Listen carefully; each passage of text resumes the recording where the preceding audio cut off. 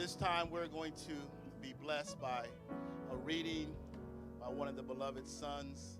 Um, we're going to call Craig on up right now as he comes to share a reading about sitting with his father.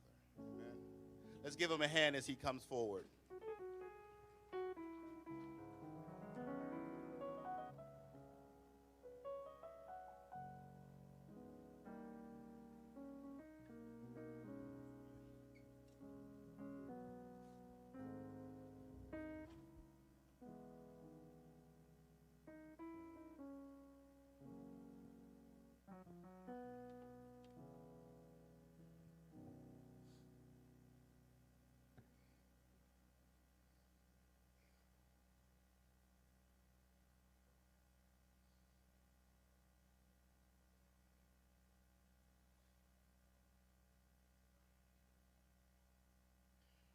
When I was about 10,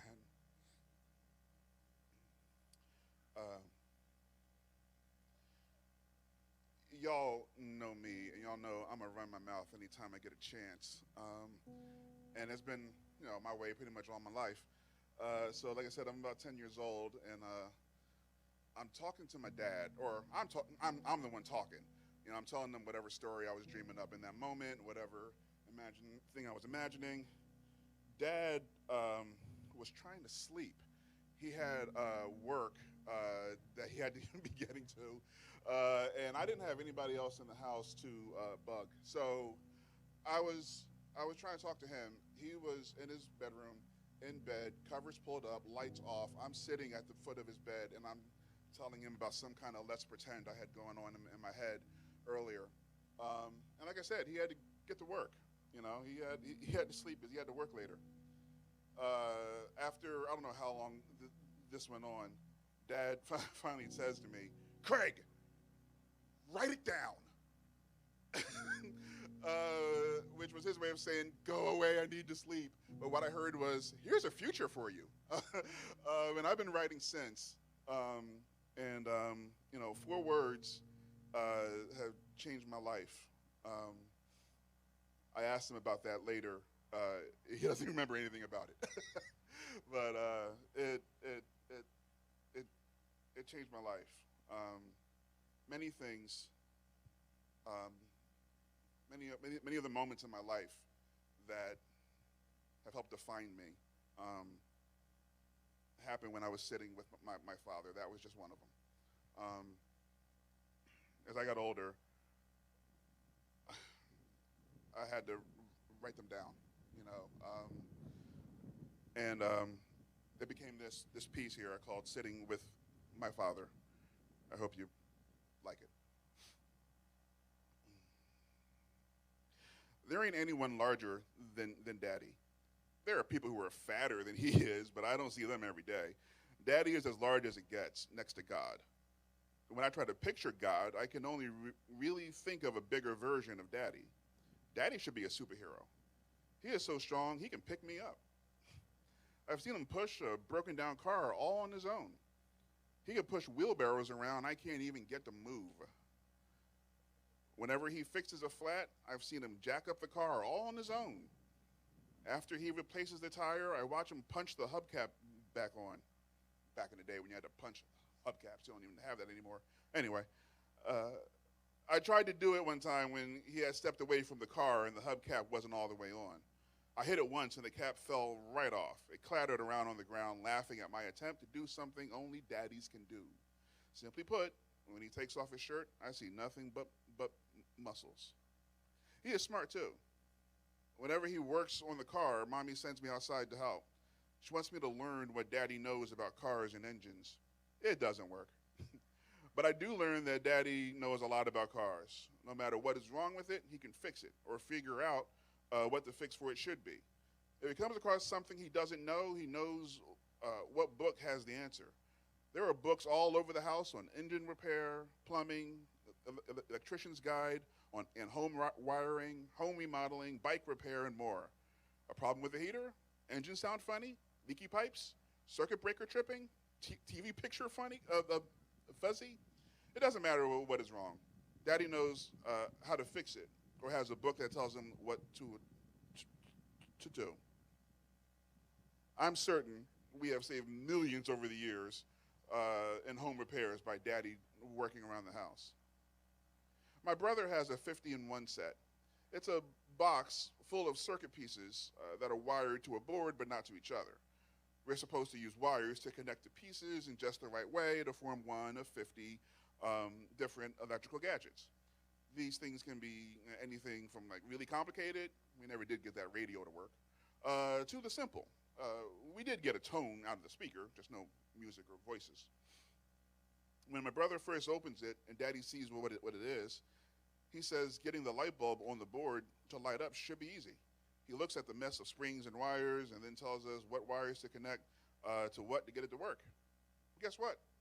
It works. No instructions or help or anything. He just looked at it and knew.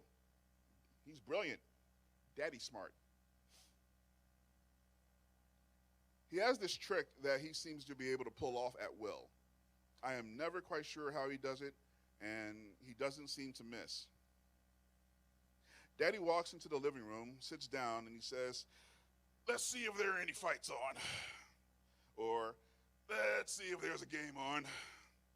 Fights means he's looking for a boxing match. Games means football. Then he starts flipping through the channels. But when you know, he almost always finds what he's looking for. When he isn't around, I try the same trick. Same magic words and channel flipping. Nothing. Never a game, never a match, never a thing to show for my attempt at magic. As the game or match plays itself out, I sit next to him and learn what he knows about what we're watching.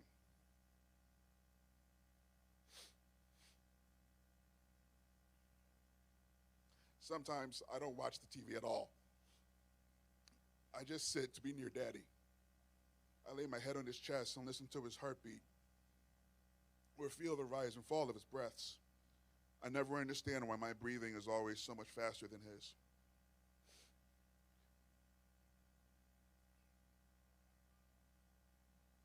I try to slow down my breathing to match his. Each rise I breathe in, each fall I breathe out. Rise in, fall out, over and over until I fall asleep, resting against a man who seems like more than any letters could capture in one word. He is Daddy.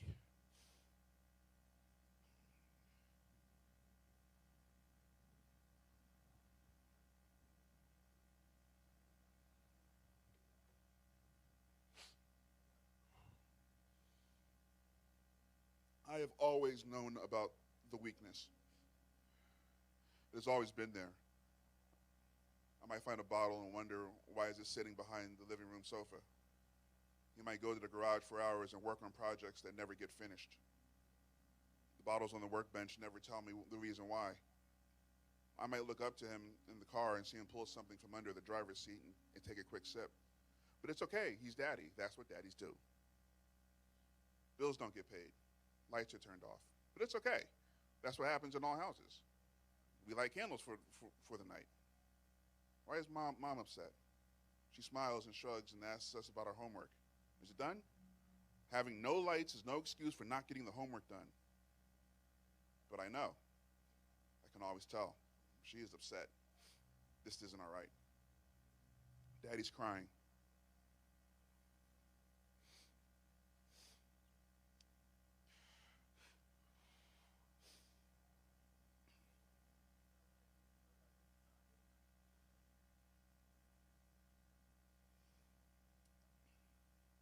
He is sitting alone in the bedroom. The lights are off. I cannot see him. He is a shadow in a room full of shadows. He's confessing to me. The weakness is getting worse. It is stronger than he is, and it's beating him. I hear the hitch in his voice and the ragged breaths. I want to sit with him and tell him it's all okay, but I can't. I stand in the doorway and listen. He sits on the bed and he cries. He gets help. He comes home and things are great. For a long time, the weakness is a part of the past. Dad used to be an alcoholic, but he's better now. He is stronger than as ever and smart as always. He tries to teach us what he knows about electricity.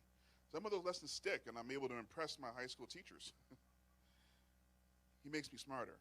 My dad, man among men. The lights go out again. It's okay, because there had just been a storm recently. One of the transformers had been hit by lightning, and it goes out every now and then. I come home from school to a dark house, light candles, and wait for the lights to come back on. Mom comes home to a house lit by candles. She asks me, why is the house dark? I explain that the transformer blew out again. But why are the other houses on the street lit? It's back. He's smarter and smoother about it now. I don't find bottles behind the sofa, and he's learned not to drink and drive. But still, the occasional bottle in the garage, though, hidden among the tools. But that's not the worst of it. The worst is what I see in Mom's face when the lights go out, or when the water is turned off, or when the mortgage is late. She tries to hide it from me. Maybe she fools everyone else, but I know. I can see it on her. I can feel it in her. It's not okay. This shit has got to stop. It's stronger this time. It's got a terrible hold on him. I see him when he drinks, and it's my dad I see. The strong man is reduced to sitting at a table. The smart man stares off into space. Why won't he stop?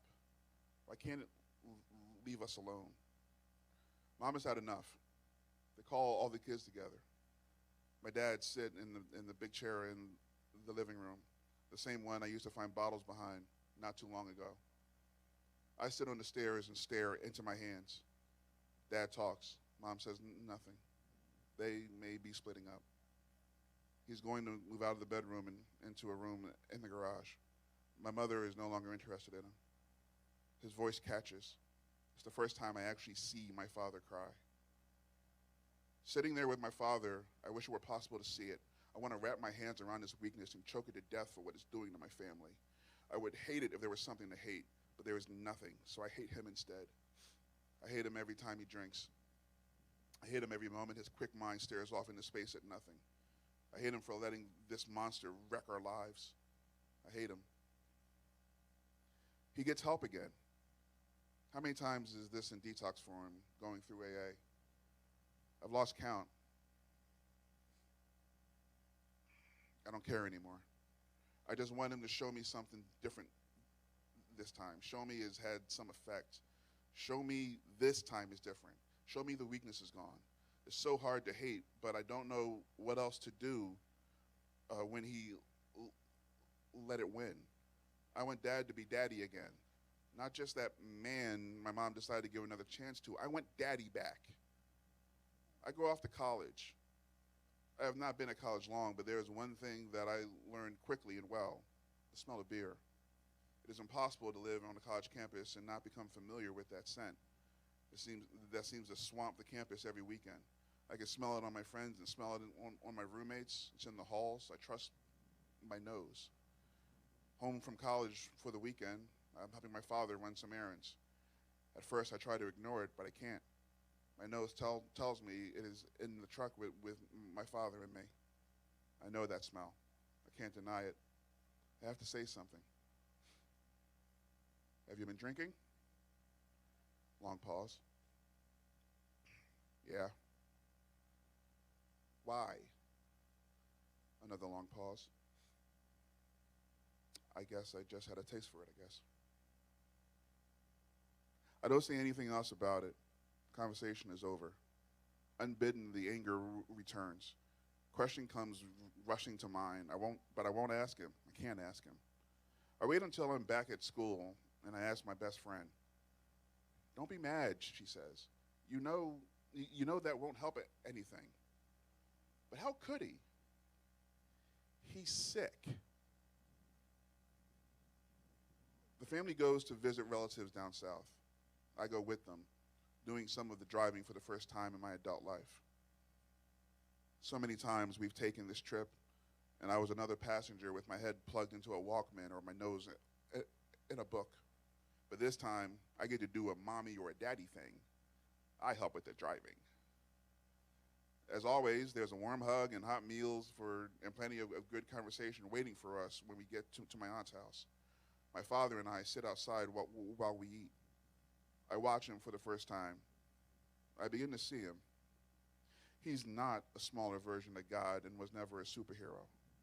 He is a man with both feet on the ground and his head 6 feet above, not in the skies.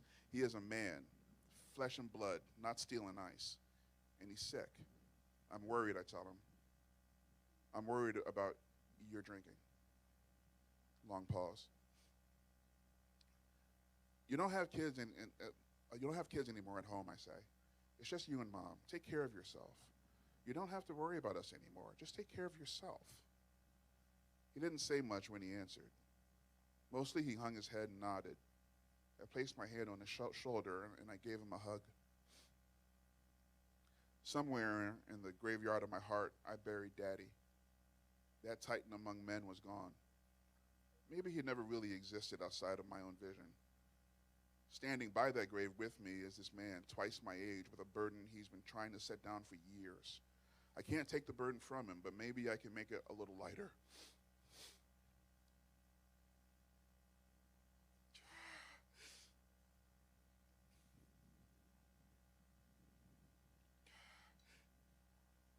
Maybe if I let him know that his son forgives him for not being a Superman, forgives him for letting the lights go out, forgives him for almost losing his marriage, and maybe he knows he's forgiven, he'll walk a little taller, he'll stand a little straighter, smile a little easier. You can never be Daddy again, but you'll always be my father. I love you now more than ever. Come sit with me and let's see if we can find a game.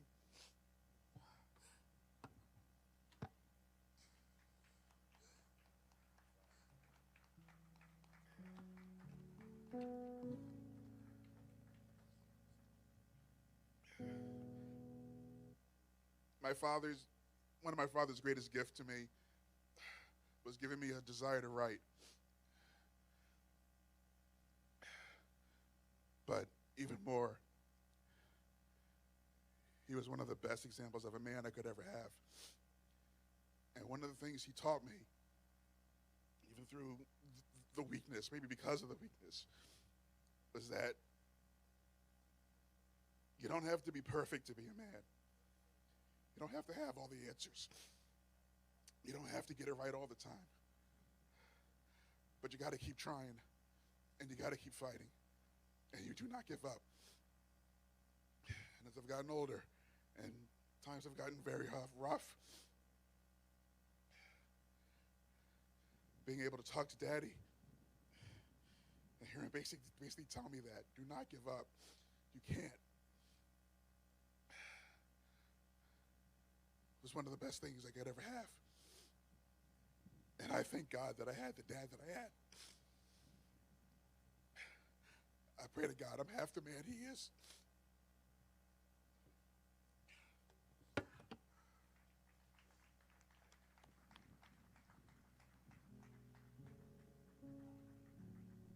Wow, thank you for sharing such deep and personal stories.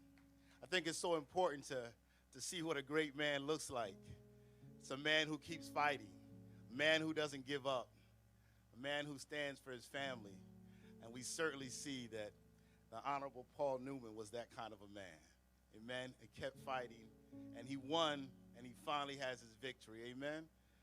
Amen. So we thank you. Thank you, Craig.